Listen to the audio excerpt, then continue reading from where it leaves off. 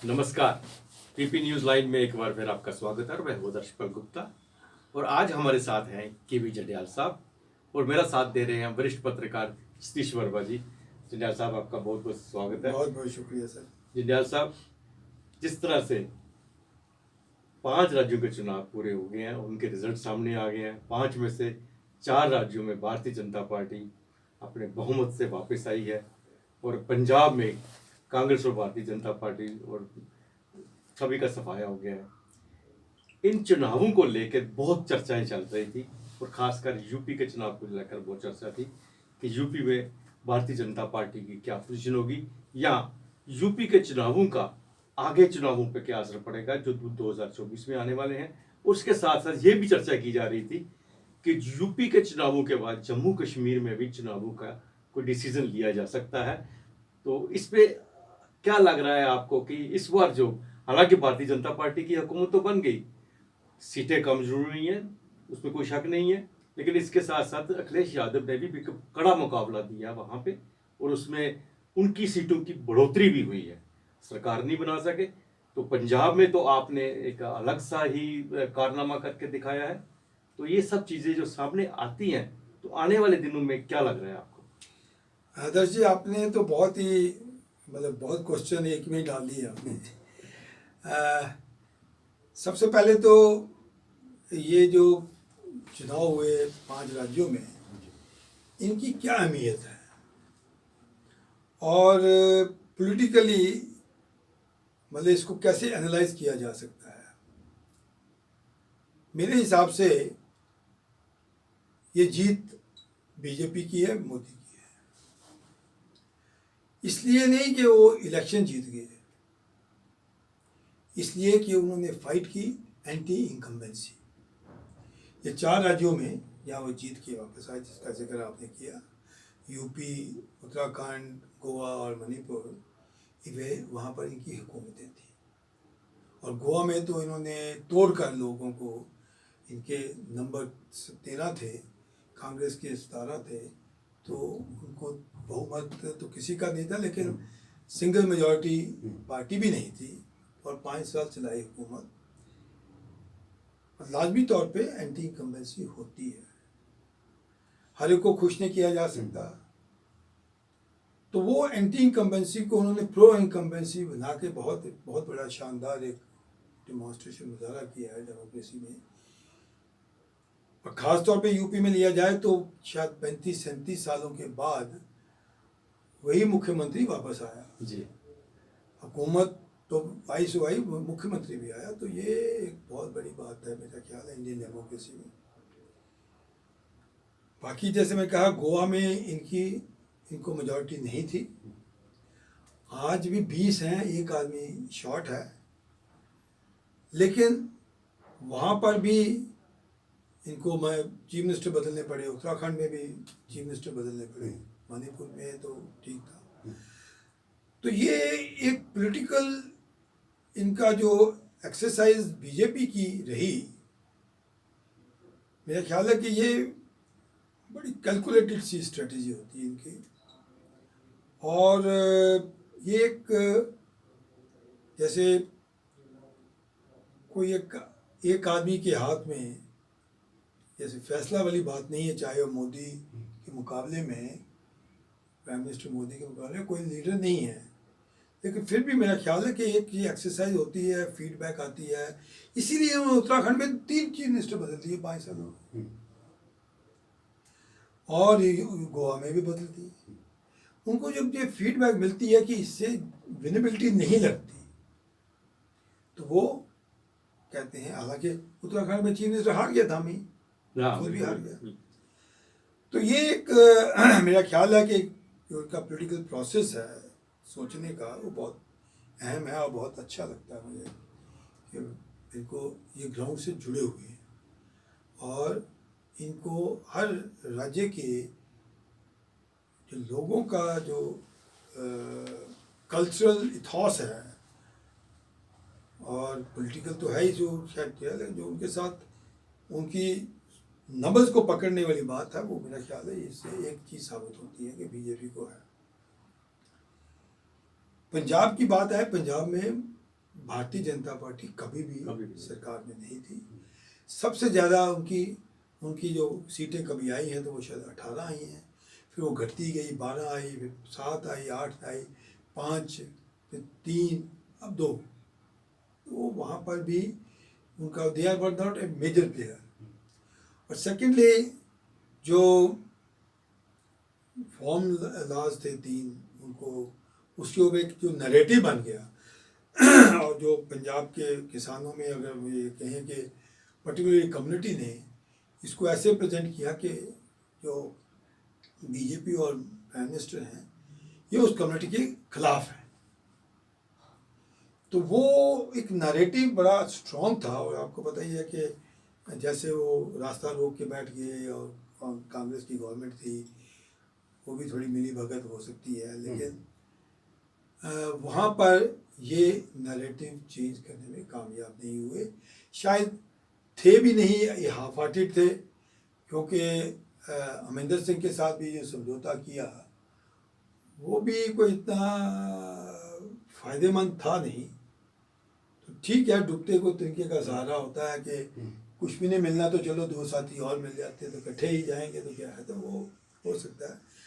पंजाब की इलेक्शन का रिजल्ट जो बताता है वो बहुत ही अलार्मिंग लगता है। एक बॉर्डर स्टेट,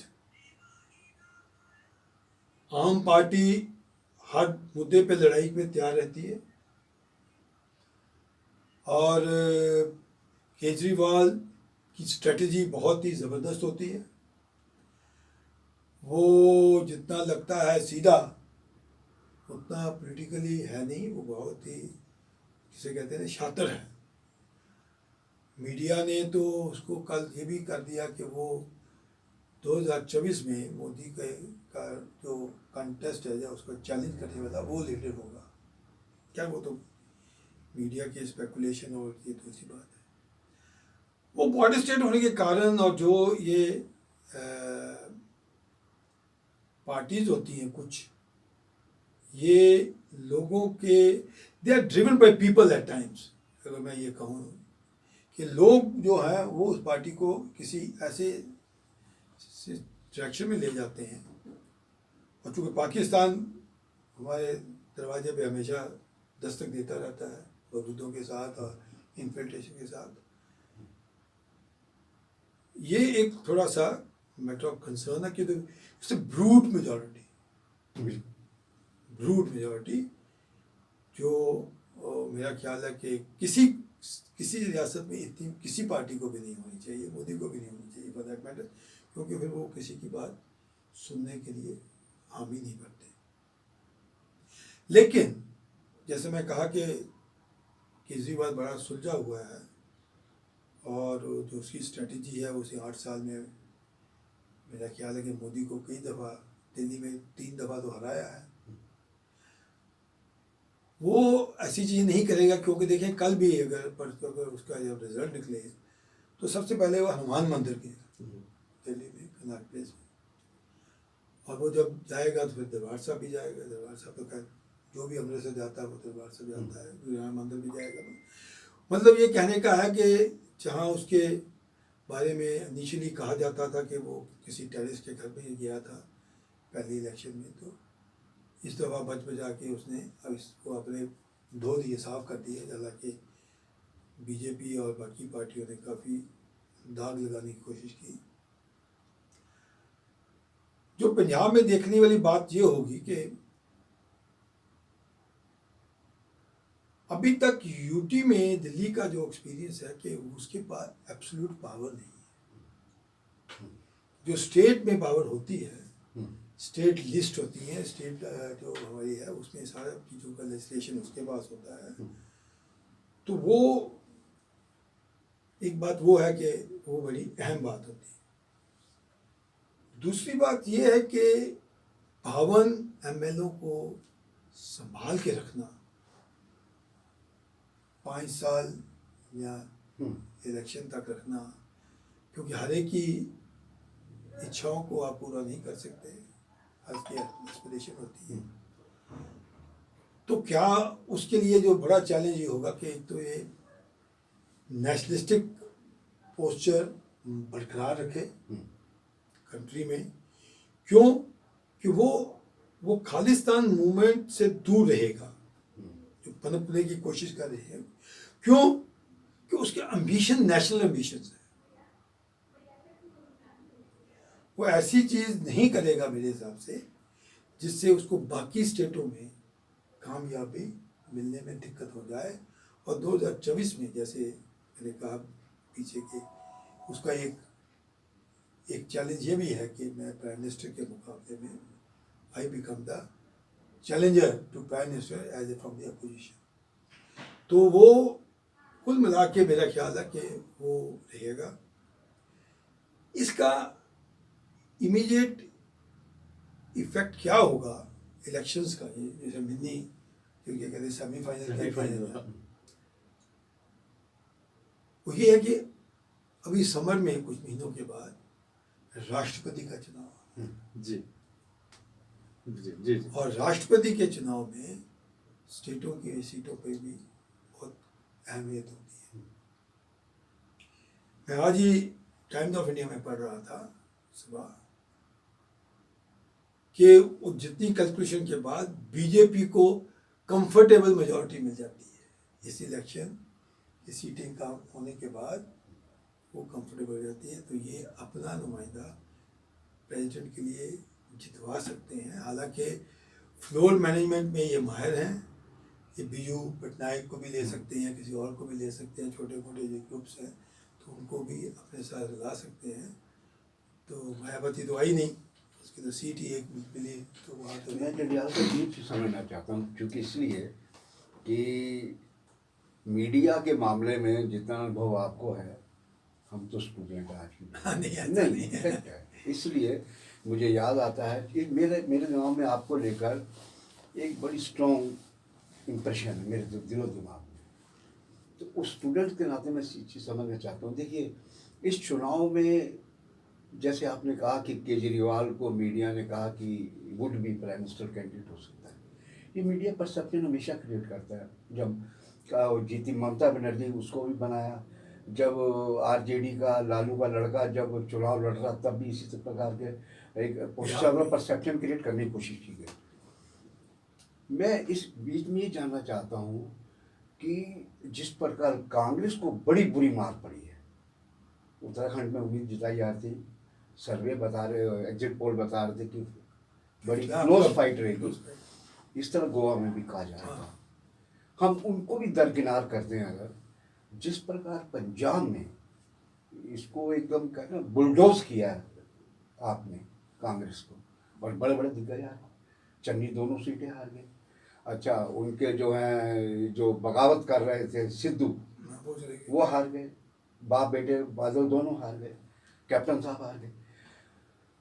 इसकी आप क्या वजह समझते हैं? देखिए, एज ए स्टूडेंट मैं समझता हूँ कि कांग्रेस आला कमान इन चीज़ों को पूरी तरह समझ नहीं सका, और केजरीवाल की वो स्ट्रेटजी है जो मोदी आरएसएस की है।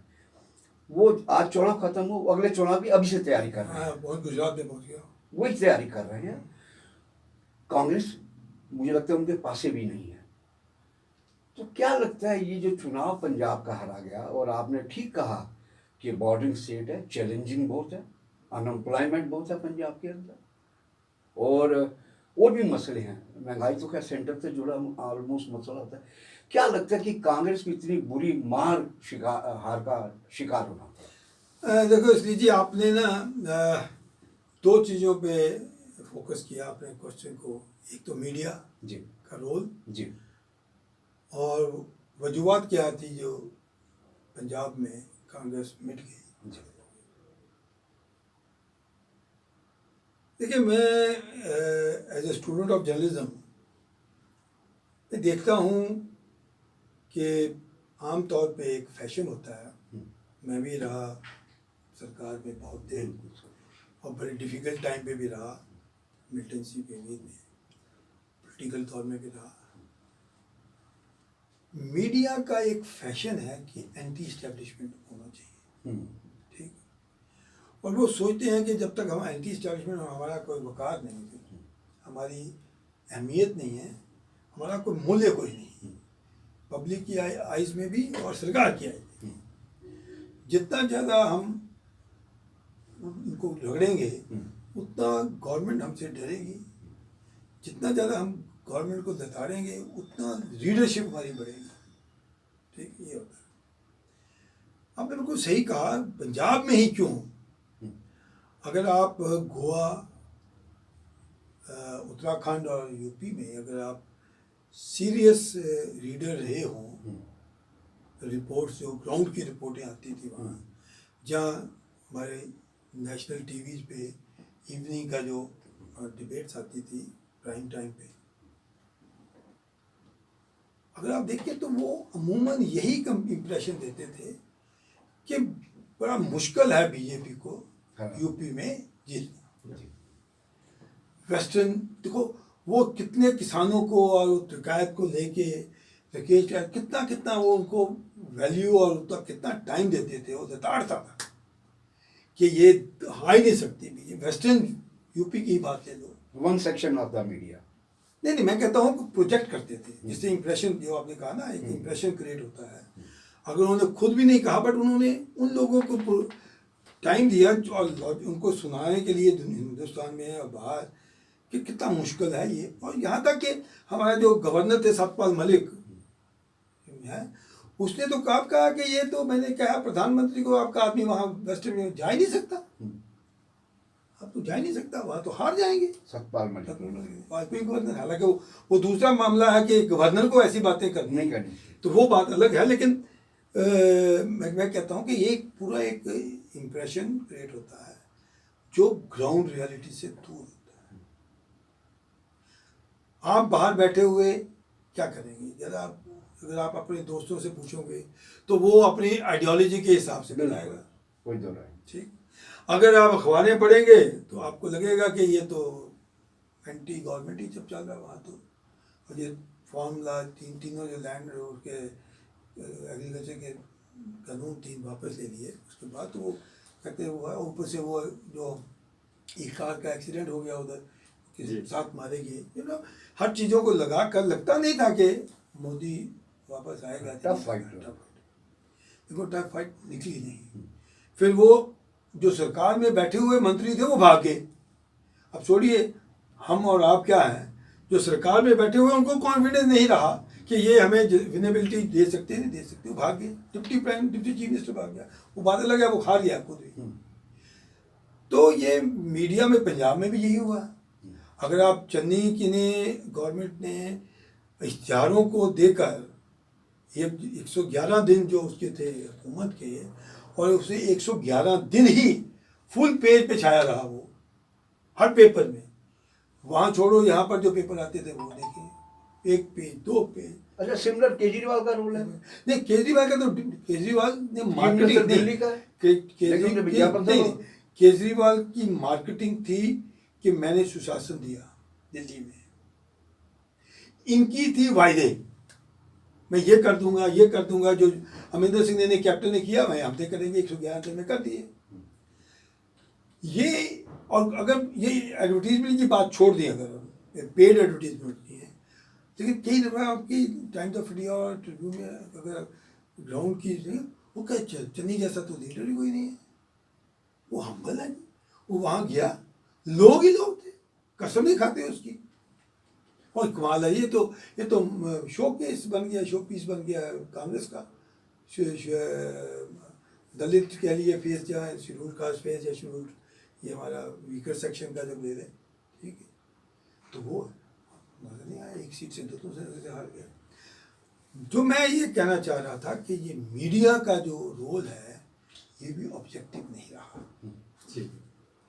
कि ये सच्चाई से दूर भागते हैं। इनको वही है जो इनको दिखाया जाता है, चाहे वो सरकार दिखाए या पॉलिटिकल लीडर दिखाए। आपने अगर देखा होगा, लंबी बात हो जाती है इंटरव्यू में, कि जब प्रधानमंत्री के सिक्योरिटी ब्रीच हुई, दूसरे दिन उसने टाइम्स नाउ या किसी के रिपोर्टर को गाड़ी में बैठा के, कहाँ खतरा है जी, प्रधानमंत्री खड़ा है, वो देखो वो मेरी सड़क रोक के रखे, आओ चलिए। अब क्यों करते, हाथ जोड़े, तो ऐसे लगा कि भी इसको तो यार खतरा ही कोई नहीं है, तो पास करता ही ट्राई टू प्रूव इट कि मैं तो लोग का, और इम्प्रेशन तो ये हो गया ये तो ठीक करता है। हमने देखे चीफ मिनिस्टर जिनको आगे पीछे वो बंदूकें लेके चलते, तो ये मतलब एक है अनफॉर्चुनेट है। मतलब आप मान रहे हैं कि जो चन्नी हारे हैं वो मीडिया के ओवर प्रोपेगेंडा की वजह से आ रहे हैं, और वजह नहीं है। काम नहीं किया उन्होंने। काम हो नहीं सकता 110 में, क्या दिन में क्या करता काम। जो कांग्रेस की अपनी लड़ाई थी, आप देखें जिनको इनको एमएलए हमेशा इलेक्शन में ये गुप्ता जी बियर में आउट, हर पार्टी जो होती है वो अपने चेहरे बदलती है एमएलए के कैंडिडेट। क्यों? क्योंकि उनको लोगों से नाराज होती है, ये बदल नहीं सके। क्यों? क्योंकि अमरिंदर सिंह का खतरा था, हमने आज बदले ये भाग जाएंगे सारे ही। अमरिंदर सिंह के पास कोई नहीं गया। सिद्धू को कितना फैक्टर मानते हैं? सिद्धू 50% रिस्पॉन्सिबल है, 50% में ज्यादा है। वो सबसे ज्यादा लीडरशिप हाई कमांड ने किया है, डैमेज किया उसने। मेरे हिसाब से सिद्धू को दफा कर देना चाहिए था, और कैप्टन को रखते और उसको सपोर्ट करते तो ये हाल ना होता। डॉक्टर साहब, हम जम्मू कश्मीर की बात करते हैं, क्योंकि जम्मू कश्मीर में यही अक्सर कहा जा रहा था कि यूपी के चुनाव के बाद जम्मू कश्मीर के चुनाव होंगे या नहीं, इस पर फैसला होगा। आम यही था, क्योंकि कह रहे थे कि अगर यूपी में ये चुनाव जीत जाते हैं तो जम्मू कश्मीर में चुनाव करवाएंगे, नहीं हो सकता है चुनाव ना करें। मेरे दो क्वेश्चन हैं। पहला ये तो कि क्या जम्मू कश्मीर में अब चुनाव हो सकते हैं? दूसरा, जो केजरीवाल को लेके चल रहा है इस वक्त आपका, जम्मू कश्मीर केजरीवाल जो आप पार्टी बीजेपी के लिए एक सामने एक नई पार्टी बन के आ सकती है, क्योंकि यहाँ बीजेपी के जो मौजूदा इस वक्त, जिस तरह आपने कहा चेहरे बदलने हैं, अगर नहीं बदले ये चेहरों से लोग नाराज हैं, और कांग्रेस की भी बहुत अच्छी पोजीशन नहीं है। देखिए, पहली बात इलेक्शन करवाना होगा, सरकार इलेक्शन से भाग नहीं सकती, कॉन्स्टिट्यूशनल रिक्वायरमेंट हो जाती है, क्योंकि डिलिमिटेशन कमीशन कायम किया उन्होंने, उसकी एक्सटेंशन भी दी। उन्होंने क्या रिकमेंड किया, उससे क्या लोग खुश हैं वो दूसरी बात। जब वो रिपोर्ट दे देंगे तो फिर इनको कहने का कोई लॉजिक नहीं कि हम यहाँ पर डेमोक्रेसी रिस्टोर नहीं कर सकते, क्योंकि आपने तो दूसरे चुनाव करवा लिए, आपने पंचायतों के हर लेयर पे करा लिए, तो उसमें कोई खतरा नहीं है, तो वो रहेगा नहीं। और तीसरी बात ये है कि एक सिग्नल हाईकमांड को भी जाता है कि लोग यहाँ की एडमिनिस्ट्रेशन से खुश नहीं, लोग खुश नहीं है, बीजेपी के नेता खुश नहीं है, क्योंकि जो भी एडमिनिस्ट्रेशन काम करती है वो ऐसा लगता है कि वो बीजेपी के लीडरों को ही टारगेट करने की कोशिश करती है, ताकि इनके पास लोग जाएं और रोएं और वो ये करवा कुछ नहीं सकते। तो ये एक बड़ा विडंबना है यहाँ जम्मू में, और वो इलेक्शन होंगे और इसी साल होंगे। मेरा ख्याल है कि ये सर्दियों से पहले होंगे, फरवरी से पहले हो जाएंगे। और जैसे मैंने कहा, इनको चेहरे बदलने पड़ेंगे, लोग कुछ नहीं है, कांग्रेस को भी बदलने पड़ते हैं, हर कोई बदलते हैं। लेकिन सबसे बड़ी प्रॉब्लम है कि यहाँ पर जो लोग हैं वो मोदी भक्त पड़े हैं जी। अगर बीजेपी के खिलाफ भी हैं, यहाँ के लिए वो मोदी भक्त हैं। तो जब मोदी जी यहाँ आएंगे और कंपेन करेंगे तो कहना मुश्किल है कि वो वेव जो ख़त्म हो सकती है या रुक सकती है कहीं, क्या आम पार्टी वाला भी कर सकता है।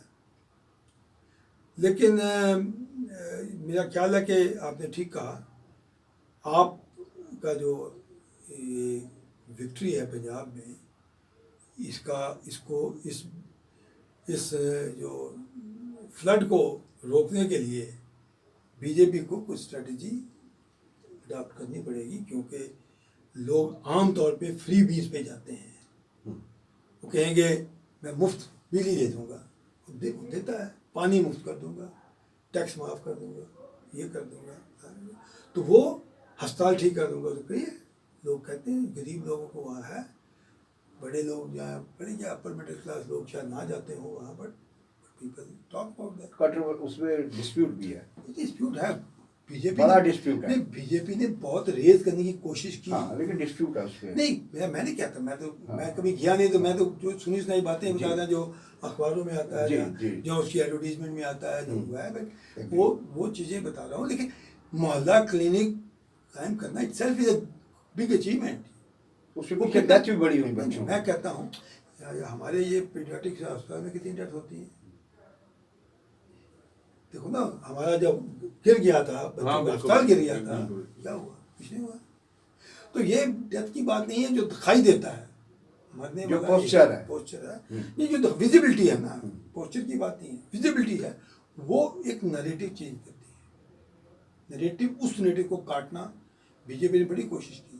पंजाब में उसकी ये सब चीज़ों को उन्होंने नकारने की कोशिश की है, लीडर लेके नहीं हुआ, फिर भी जीत गया।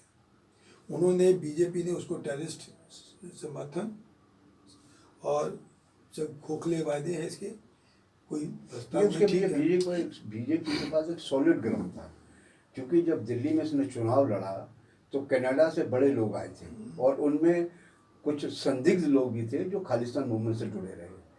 तो बीजेपी का वो वेग एलिगेशन नहीं था। नहीं, मैं नहीं कहता, मैं नहीं, मेरा हो नहीं, I am nobody to say कि वो एलिगेशन ठीक था यार। मैं कह रहा हूँ नरेटिव क्रिएट होता है। हाँ, नैरेटिव कह सकते हैं। नैरेटिव क्रिएट होता है, परसेप्शन Narrative क्रिएट is करते हैं, agree. परसेप्शन क्रिएट करते हैं। Yes. रियलिटी तो वहाँ जिसको कहते हैं ना, the bear knows where it pinches. बिल्कुल जब आदमी जाता है वहाँ तभी पता लगता है मुझे क्या करना है। बिल्कुल। अदरवाइज अगर उनको आप किसी एडमिनिस्ट्रेशन में ले लें तो आप कहें बड़ी अच्छी अखबारों में पढ़ के, सही जब बात, आपको वास्ता पड़ेगा तो पता लगेगा यार बड़ी मुश्किल है काम। जिन्ना साहब, मैं आखिर में आपसे ये जानना चाहूँगा, क्योंकि जम्मू की बात जब हम करते हैं, जम्मू में एक तो मेरा पहला प्रश्न ये है कि जम्मू में क्या इस बार जम्मू का मुख्यमंत्री बनेगा। दूसरी बात में जो है, क्योंकि आपने कहा कि मोदी के आने से वेव यहाँ चल सकती है, इसमें कोई शक नहीं है, मोदी भगत यहाँ पे हैं। लेकिन जम्मू प्रोविंस के अंदर, जम्मू क्षेत्र के अंदर जितनी भी पार्टीज जो लोकल रीजनल पार्टी यहाँ बन रही है, चाहे एकजुट हो या डोगरा समर्थन हो या कोई दूसरी पार्टी आ रही है, ये सारे के सारे जो वोट है वही वोट को पे दावा कर रही है जो भारतीय जनता पार्टी के वोट है। कश्मीर की अलग है, कश्मीर की उन्हें अपनी पार्टी, उनके आपस में लड़ाई होगी वहाँ पे, उसका फायदा बीजेपी को मिल सकता है। लेकिन जम्मू के अंदर जो है उसी वोट को खींचने में सारे लगे हुए हैं। तो किस तरह से यहाँ पे हम कह सकते हैं कि बीजेपी एक बार फिर अपना वही पुराना जो पहले जो इलेक्शन में जीतते थे उससे ज्यादा, मेरे जो 50 का जो आंकड़ा है उससे पूरा कर लेंगे। देखो, जम्मू में जो लोगों की जो आम इस समय थोड़ी बहुत रिजेंटमेंट नज़र जो आती है, थोड़ी बहुत काफ़ी रिजेंटमेंट नज़र आती है, उसका फ़ायदा कांग्रेस को मिल सकता है, मिल सकता था पीछे भी। अब कांग्रेस किस हद तक कैसे उसको इस्तेमाल कर सकती है, एक्सप्लॉइट कर सकती है। बाकी जो पार्टियों के नाम आपने बताए, ये पार्टियां हराने के लिए लोगों को हो सकती हैं, जीतने के लिए मुश्किल है। वही मेरा कहने का भी यही मतलब है। और जो बीजेपी की बात करते हैं, और अब तीसरी बात आपने की मुख्यमंत्री की जम्मू का, देखिए ये मुझे अगर ऑनेस्टली पूछे, पहली बात कि चीफ मिनिस्टर जम्मू का हो या कश्मीर का हो, उससे क्या फर्क पड़ने वाला है। एक्चुअल पावर तो एमएलओ के पास है ना, पार्टी जो रूलिंग पार्टी है ना। तो चीफ मिनिस्टर जब कश्मीर से भी होगा कोई, अगर जम्मू के एमएलओ और जम्मू की पार्टी जो भी जीत के आए वो अगर चाहें तो वो चीफ मिनिस्टर चलेगा नहीं, चल नहीं सकता। दूसरी बात है कि जब भी आप बात करेंगे जम्मू और कश्मीर के चीफ मिनिस्टर की, तो आपके जो मुस्लिम वोट्स हैं ना, मुस्लिम एमएलए जो है ना, वो आपको थोड़ा सा दूरी बनाएंगे। बनाकशी करनी, ठीक है। ये कहना गलत है। वो एक होता है ना कि will decide when we reach the bridge, जब हम पुल पे पहुंचेंगे फैसला करेंगे इसको क्रॉस करना नहीं करना, पहुंच का ये असर होता है, ये दूर के करना नहीं। पहले इलेक्शन जीत लो, जीतने के बाद देखो क्या इक्वेशन बनती है, फिर आप कहो कि किसको बनना। अगर उनके जिस पार्टी से आप समझौता करते हैं और ये पार्टी जीत जाती है, उनके बंदे ही 4 होंगे तो आपको वहाँ का चीफ मिनिस्टर क्यों बनाना है। लेकिन ये बातें जो है ये इमोशनल करने की बात होती है, फायदे नुकसान की बात नहीं होती है। मेरे हिसाब से होना ये चाहिए कि जो नुमाइंदे चुन के आए वो स्ट्रांग हो, बात कर सके, आर्टिकुलेट कर सके, समझ हो, बेवकूफ़ ना बन जाएं और जो चीज़ कहनी है वो करवा के दें, अपने घरों के लिए नहीं, रीजन के लिए, लोगों के लिए। वो तभी बात है। वो कहीं का हो, लद्दाख से क्यों ना आ जाए, क्या फ़र्क पड़ने वाला है, इट मेक ए डिफरेंस। सो आप जो चुन के आएंगे लोग, वो कितने कामयाब वो काबिल हैं, मेरे हिसाब से वो ज़्यादा इम्पोर्टेंट है। हमने देखा पीछे बीजेपी की गवर्नमेंट देखी ना आपने, बिल्कुल। उसमें तबसरा नहीं करना चाहता हाँ, ठीक तो, बात लेकिन है। तो वो आपके सामने ही सबके है। सामने है जी। बिल्कुल बिल्कुल बिल्कुल जंडियाल साहब, बिल्कुल आपने सही कहा। और काफ़ी अच्छी तरह से आपने भी पूरे चुनावों के बारे में और जम्मू कश्मीर के बारे में जो हमने हमसे बातचीत की और आप हमारे स्टूडियो में आए, इसके लिए आपका बहुत बहुत धन्यवाद। शुक्रिया। आज के लिए बस इतना ही। अगले प्रोग्राम में फिर आपसे भेंट होगी, तब तक इजाज़त दीजिए। नमस्कार।